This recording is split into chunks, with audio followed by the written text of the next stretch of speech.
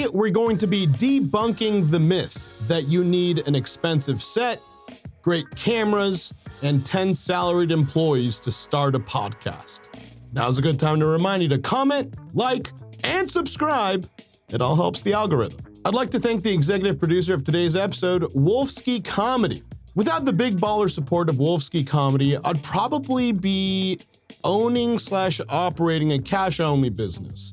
Something like a laundromat or a car wash, and I'd pretty much be offering a laundering service to, like, I don't know, politicians, car thieves. If you have too much cash that you can't just put in the bank, you'd call me. But because of Wolfsky Comedy and his big baller support, I don't need to do all that stuff. And if you'd like to become a big baller supporter of the show, you can go ahead and click the Patreon link in the description below. Welcome to Catching You Up with Nadav. Now, when you look at podcasts today, you'll see a whole bunch that vary in quality.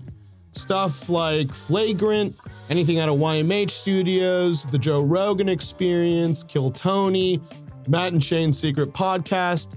They're all different in the way that they execute and deliver their podcast. They range from super high production value to super low production value. However, the numbers are wildly comparable. There's a case to be made that maybe production value isn't uber important to a successful podcast. The cameras are nice, there's multiple angles, the audio is crystal clear, there's a complicated playback system, there's a beautiful set design. So many different things contribute to production value.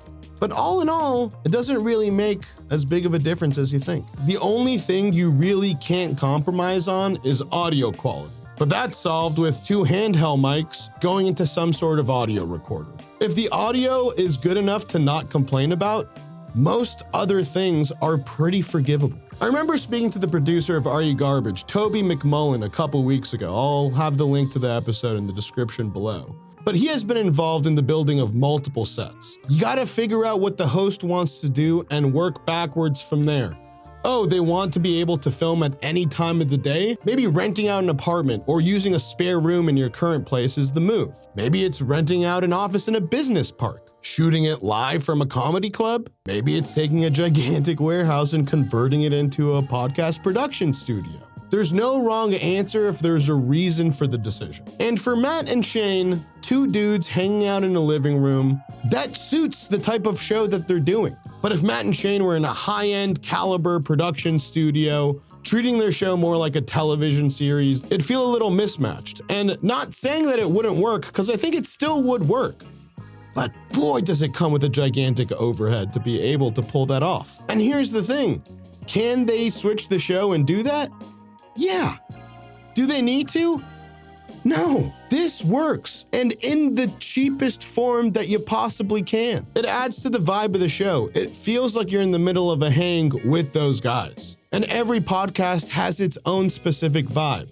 A vibe that will work for one person is not gonna work for another person. For example, I remember when we were launching the Josh Potter show out of YMH Studios. He's able to see, just not very well. There was a lot of sound drops that were involved in his show, and we thought, wouldn't it be funny if Potter was in charge of all of that? And any type of technical mistake that would happen because of him operating stuff just gets left in the show.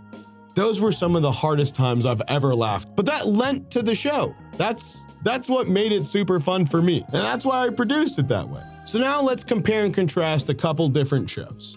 Let's start with Matt and Shane's Secret Podcast. It's 1 camera that's wide facing the couch.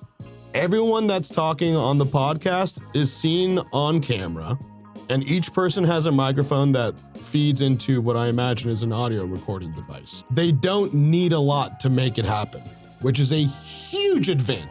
Plus, with everything I just described, it doesn't take a lot to turn an episode around and polish it to the point where it's ready for upload. It allows you to record episodes the night before it's supposed to go up, Lord willing that nothing goes wrong in the process. Let's compare that to the Joe Rogan Experience. Rogan has arguably the biggest podcast in the world, and the audio is impeccable. It has maybe 3 cameras, 1 on Joe, 1 on the guest, and 1 wide. There's a red curtain as a background for where the guest is sitting, and behind Joe's a whole bunch of just cool Rogan memorabilia.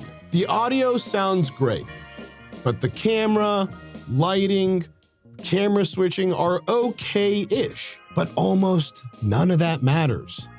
You know why? It's the biggest podcast in the world. Do you think them upgrading their cameras or getting someone dedicated to camera switching is gonna bring more views to it? The show isn't about, look how well we can make a podcast. The show is Joe sitting in a room with someone that he wants to talk to. And you're probably gonna learn something through that conversation. It's not how good the production value is. It's how good the content of the show is. Are these good conversations? That's the priority of that podcast. And it shows. The numbers don't lie, and good show is good show. You can either decide to do everything to make something look better or do nothing to make something look better. And in fact, this is something I like to put on every single work desk that I've ever worked at. It's a gag gift that one of my best friends gave me over a decade ago. It's literally a golden turd, which is a metaphor for working in post-production. You can only polish a turd so much. It's still a turd. Shit in, shit out. Make good show, and we could build on top of that and make it better. But it's the starting point is it needs to be good. It needs to not be a turd. I fucking love this thing. This is one of my most cherished possessions. Now, when looking at Andrew Schulz's Flagrant podcast, it's very clear that they take their production value very seriously. They pay a lot of attention to details. Some wireless microphones, some well thought out set designs, incredible lighting. But you know what I notice, excluding a couple key variables, like if it was a big guest or something like that, or they're talking about some huge current event, is that it's all very similar numbers to Matt and Shane's podcast. And one of those shows requires a lot less people and overhead to continue getting in those huge numbers. And at this point, once you upgrade, it's really hard to peel back. Overthinking and overcomplicating things doesn't necessarily make it better. It just makes it harder to maintain. I feel like a good exception to this rule is Killy Tony. Killy Tony is a podcast built to be recorded in a live setting. From its humble beginnings to getting into bigger and bigger rooms, eventually going to theaters, eventually going to stadiums, it's just going up and up and up. And I do love to see it. I love seeing people win. And it feels like such a big show when you're watching it in the room, whether it be in the Comedy Store when it started or in the Comedy Mothership right now. It feels like a huge show. And it should feel as big when you're watching it on YouTube. And in this case study, although Killy Tony is the exception to the rule, don't let that distract you into thinking that the exception to the rule is the rule. It's not, but for the most part, it doesn't make sense for a lot of different podcasts. And if you think I'm full of shit, let me show you what the first episodes of Joe Rogan Experience looked like. Ridiculous. They're not looking out for our needs. We shouldn't be playing policemen all over the world.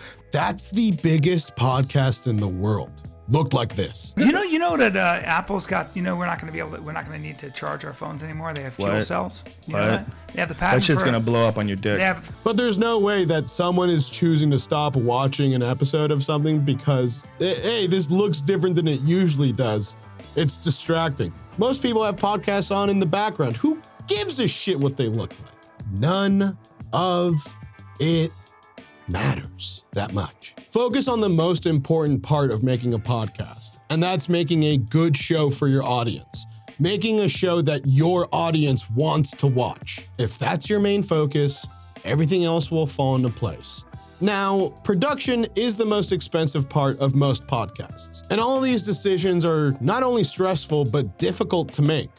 If only there was a consultant out there that could guide you. Go ahead and email me at verynadavshow@gmail.com if you'd like to book a consultation.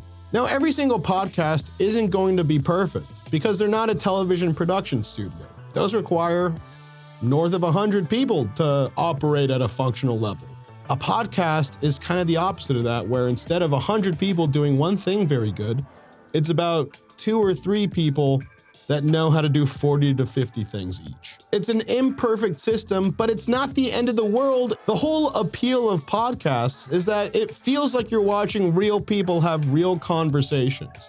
And if you're not seeing any rough edges, it makes you start judging the product quite a bit harsher. Imperfections are expected in podcasting, and lack of rough edges almost makes it seem like you're looking into the uncanny valley. And once you start putting a little too much polish on something, you get something like this. Podcasts aren't supposed to be flawless.